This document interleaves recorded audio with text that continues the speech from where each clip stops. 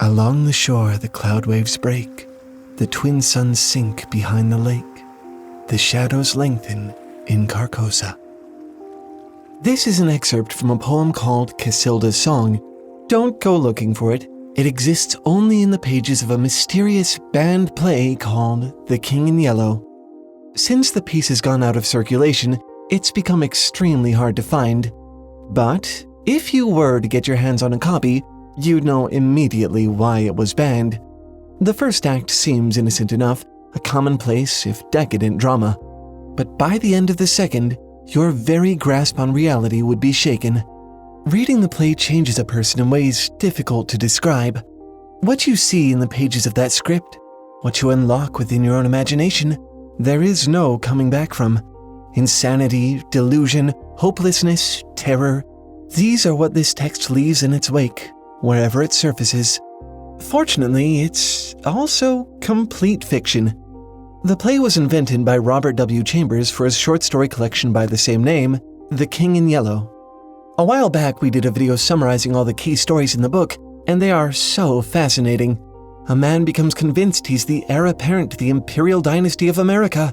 A couple is stalked by a corpse-like apparition that goads them into reading the terrible text. A churchgoer is pursued through the streets of his hometown by an otherworldly emissary in the guise of an organist.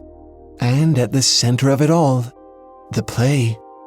But even after reading all of that, I still find myself wondering, who or what is this mysterious King in Yellow?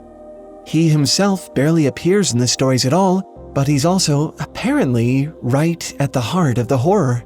Is he really the cosmic tentacle monster that the Lovecraftian weird fiction writers make him out to be? Or is he something far scarier?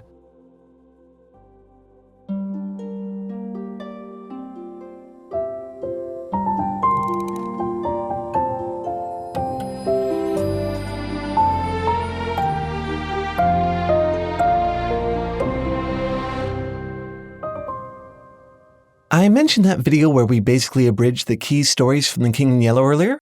Well, we actually made an extended version of it that offers a bunch of stuff we couldn't include in either video. If you really want to know about this body of work, that video is one of the best things I can recommend. It's available for you to watch right now, ad-free, over on our streaming platform Nebula, as well as a ton of other original content that will never be here on YouTube. Visit go.nebula.tv/TaleFoundry to sign up for just $2.50 a month. Strange is the night where black stars rise and strange moons circle through the skies, but stranger still is lost Carcosa. Another fragment of the mysterious Casilda's Song. You begin to notice a pattern here. The poem is painting a picture of a strange land, one submerged in a lake of clouds where twin suns set and black stars rise and strange moons circle through the skies. A land itself stranger than all the things it contains, the city of Carcosa. Like the King in Yellow himself, there's hardly any mention of this place in the stories, but you don't have to look far to find an answer. The poem Casilda's Song draws heavily on yet another story, one written 9 years before Chambers put together this collection. A story that, I believe, holds the key to understanding the enigmatic, masked figure at the center of all this. It's a very singular piece written by Gothic horror author Ambrose Bierce. It's called An Inhabitant of Carcosa, and in addition to just being a really strange story, it's also quite an experience. An account written in first person by someone who, in spirit, actually visits the land of Carcosa. When you're reading it, it almost feels like it's happening to you. Let me help you imagine. You are someplace else. A chill wind blows against your face, reawakening your senses to their new surroundings. The last few seconds are gone, as if you'd been lost in a daydream. Where are you? Where were you going? Where did you begin? Your surroundings are entirely alien to you. A plain of dry, withered grass stretches out in all directions, rustling quietly in the breeze. The monotony of the landscape is broken only by the rare shadow of a sickly tree. Somber-colored rocks jut out strangely from the earth, as if the land itself had reared its head heavenward long ago, staring to the sky, perhaps in anticipation of some terrible event to come. It must be late in the day. No matter where you look, you can see no sun in the sky.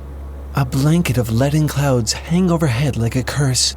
You know distantly that it is cold, yet you yourself do not feel the cold. Except for the whispering of the grass and the parched branches, all is eerily silent. As you wander through this forlorn place, you begin to notice something strange. What you took at first to be stones jutting out of the earth are actually tombstones. Fragments of hewn stone hidden in the brush, moss-grown and weathered, many half sunken into the ground. The further you go, the more you find. Here are the massive blocks of ancient tombs, stained and forgotten. Here the ruins of pompous monuments, a vain attempt by some far-distant people of the past to defy oblivion. At the sight of this burial ground, something surfaces in your memory. That gap. The strange and sudden transit to this place. It hadn't been a daydream. It had been a fever. That's right. You remember now. You'd been ill, raving mad, delirious. Your family had tried to keep you in your bed, but somehow you'd gotten free and, in your delirium, found your way here, to this forsaken place, very far indeed from your home. Carcosa. The name is already there in your mind. You can recall precious little, but of this much you are certain.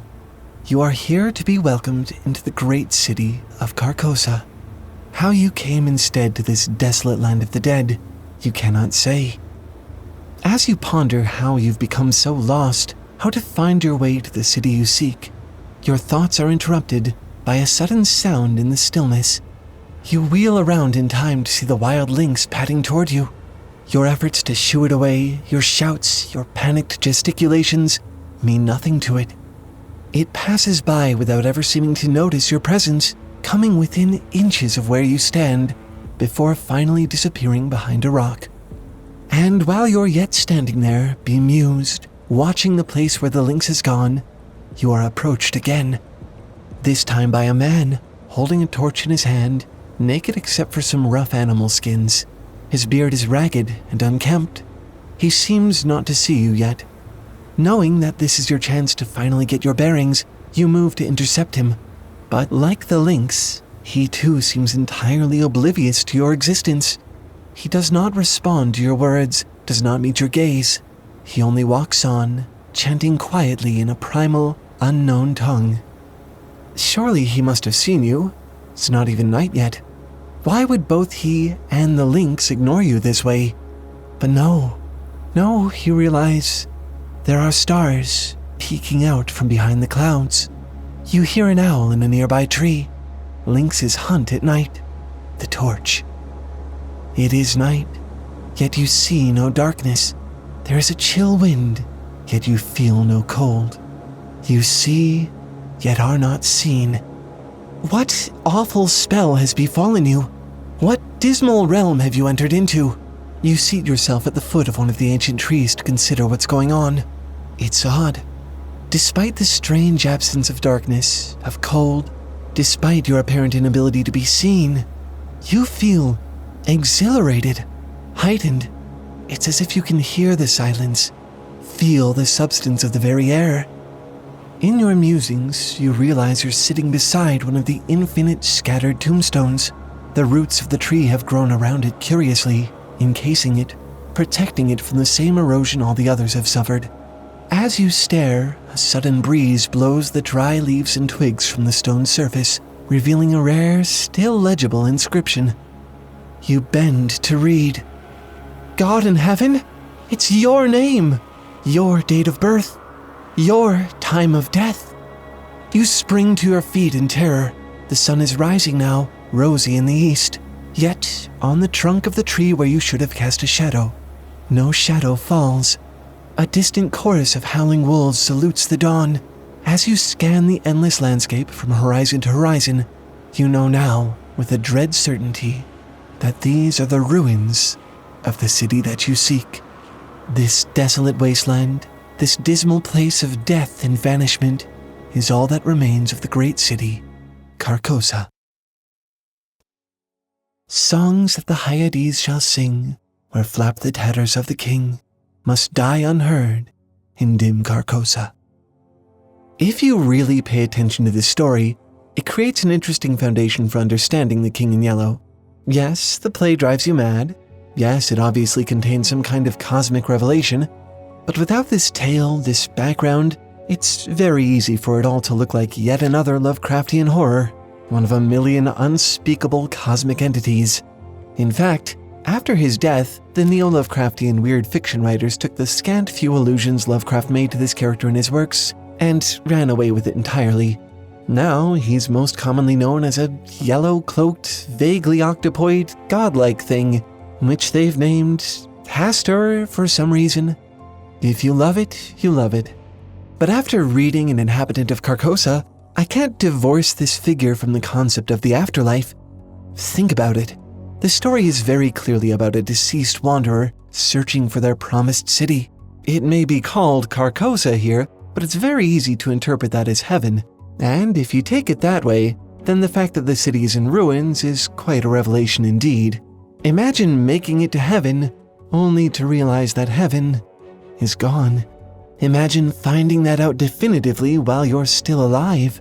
Even if you don't believe in heaven, the idea of spending eternity in this wasteland is still very scary. Enough even to drive you mad, perhaps?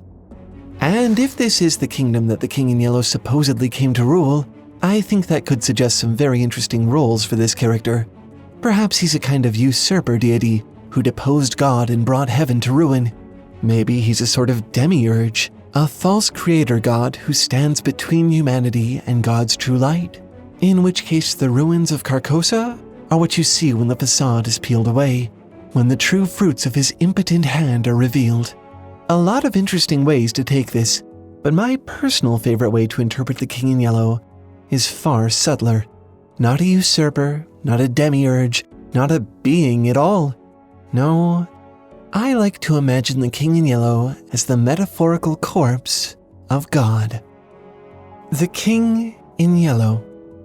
Yellow, the color of sunshine, happiness, the color of fantasy, treason, sensuality, repulsiveness, infamy, seduction, allure, decay, and most tellingly, decadence. Around the time that Chambers first published his book, the decadent movement of the 19th century was still in full swing. The Decadents were a literary and artistic wave which revolted against mundanity and celebrated excess, artificiality, degeneration. Decadent works were often gleefully shocking, contrarian, perverse. At the tail end of the century, there was a British literary journal called The Yellow Book, which made decadent fiction a staple of its publication. In fact, the color yellow became so associated with the lurid that bookstores began packaging illicit novels in yellow jackets as a sort of code. Oscar Wilde's decadent play Salome, published just a few years before The King in Yellow, was banned in Britain and may have served as an inspiration for Chambers' fictional play. Just to give you an idea of what they were censoring here, at the end of Salome, the titular princess has a man's head delivered to her on a silver platter, speaks to it passionately as if he were still alive, and then kisses its still bloody lips. Decadents didn't believe in the rules that society had placed on art and literature. To them, art was beholden to no rules. Art was autonomous. Art was high meaning. Art was all. Nature, science, morality, society, rational thinking, the things that, for all of history, people had based their definitions of truth on, to the Decadents, these things had no special status. The Decadents didn't believe in a higher truth. They didn't believe that the natural world contained any more meaning or validity than the illusions and fantasies they constructed with their art. In fact, they despised the idea of assuming the primacy of reality. As the decadent author Arthur Breesky said, "Isn't it necessary to believe a beautiful mask more than reality?" This strikes a chord for me because the pallid mask is one of the key attributes of the enigmatic King in Yellow himself. In fact, in Robert Chambers' short story, The Mask, we get perhaps the only other glimpse of the play itself outside of the poem Casilda's Song. A tiny excerpt right at the story's start where a pair of characters speak with a mysterious stranger at a masquerade ball. When asked to remove his disturbing mask, he answers simply that he is not, in fact, wearing a mask. This seems to be the turning point in the play, where the nature of this mysterious interloper is revealed and the King in Yellow comes forth. Act 1 ends with the agonized screams of those who've beheld him echoing through the dim streets of Carcosa. I can't speak for Chambers, but to me this feels like a pretty powerful metaphor. You can take this as an interpretation of what the Decadents were doing. These were people who eschewed any concept of meaning or higher truth. You could say that, in a manner of speaking, they killed God. In trying to build their paradise, their Carcosa, they brought heaven to ruin. In constructing their fabulous mask, they became the mask with nothing at all beneath, hollow, empty. And if you step back and think of who the Decadents were, you realize this doesn't just have to be about a historical movement. The King in Yellow isn't just a critique or a response. He's a symbol for estrangement from higher truths, a representation of a deluded, shallow life that aspires only toward itself, an avatar of a cold, senseless existence that promises nothing. There's no way to tell whether they're actually connected, but Carcosa has a possible parallel in the poem Carcassonne by Gustave Naudad. It's about an old man who has his whole life dreamed of one thing, to see the city of Carcassonne. If only he had, he could die content. But almost as soon as he sets out to fulfill his dreams, tragically, he dies on the road there. The last 2 lines of the poem are, "He never gazed on Carcassonne. Each mortal has his Carcassonne." Much like the city of Carcosa, I think you can very easily take Carcassonne to represent heaven, truth, meaning, the glory of the really high and pure. In order to remain sane, you humans want and need to search for real truth. And I don't even mean that in a religious or spiritual sense. I mean it philosophically. You need to believe that there is something out there that is everlasting, natural, something supremely beautiful that glorifies existence. Even if it's just an ideal, even if it's only ever a belief, it's better than the alternative. To dream of your Carcassonne is better than to supplant it with masks and illusions. This, at least, seems to be the horror that the King in Yellow brings with him in the stories. Not tentacles, not bizarre glyphs in an unspeakable tongue, not eldritch cosmic lineage. The King in Yellow is an incarnation of spiritual meaninglessness, the hollow deity who is himself a mask. You've heard almost all of the poem Casilda's song by now, but the last few lines read, "Song of my soul, my voice is dead. Die thou unsung, as tears unshed shall dry and die in lost Carcosa." The King in Yellow is the promise that those who believe in no truth or meaning get none. I mentioned that video where we basically abridged the key stories from the King in Yellow earlier. Well, there's an extended version of it with some interpretations of those stories and how they relate to the story you heard in this video, An Inhabitant of Carcosa, that we just couldn't fit here.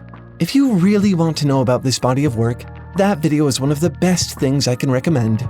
It's available for you to watch right now, ad-free, over on our streaming platform, Nebula. Actually, we've got a bunch of stuff over there that won't ever be on YouTube. Full videos, like this one about a fantasy world that basically has its own gigantic geographic genitalia, or this one about the morphology of angels and why artists are always giving them wings, even though they didn't really have them in the source material. You can find all our videos there a week earlier than they upload on YouTube, plus all these exclusive videos we only upload to Nebula. We even have an entire original series called Worldsmiths over there that we are just so proud of. And we're not the only ones posting there. The same is true for so many other amazing creators. YouTube is kind of a crazy place to make content. Don't get me wrong, I'm happy to have this platform, but you have to be so careful about your topic choices, your packaging, what you include in your videos. You just start to feel like you're walking on eggshells. Nebula doesn't have any of those concerns. It's an entirely different environment, devoid of all the weird YouTube cynicism. The entire platform was built by creators for creators. Every time you watch a video there, a creator you love is getting paid. That means us, and far more than they would ever get paid on YouTube, even if you're watching with premium. On top of that, Nebula even helps its creators to fund incredible original content. You know, like our series, Worldsmiths. And here's the really fun part. You can get Nebula for cheaper than almost any other streaming platform on the internet. Like $2.50 per month. That cheap. We want you to have access to our Nebula content, so we've managed to get Foundry fans who sign up using our link a whole 40% off the usual rate. Oh, and I didn't even mention, did I? Nebula is more than just a video streaming platform. It also offers classes created by creators that peel back the curtain and show you what it means to make your own content. If you've ever been curious what it's like to do what we do, this is the best way to find out, and maybe even get started yourself. So, here's how to see our extended King in Yellow video, get access to all our exclusive content, all of Nebula, and all those amazing creator classes. All you have to do is click the link in the description or visit go.nebula.tv/talefoundry and sign up for 1 year. That's it. And with our discount, that first year is only going to be $30 altogether, which again comes out to just $2.50 per month. Frankly, I'm not quite sure how they can afford to do this for us, but I'm definitely not complaining. Seriously, take advantage of this offer while it's still going. I don't think any better one exists in the world of streaming. Anyway, that's all for this one. Thanks for watching and keep making stuff up. I'll see you next week. Bye!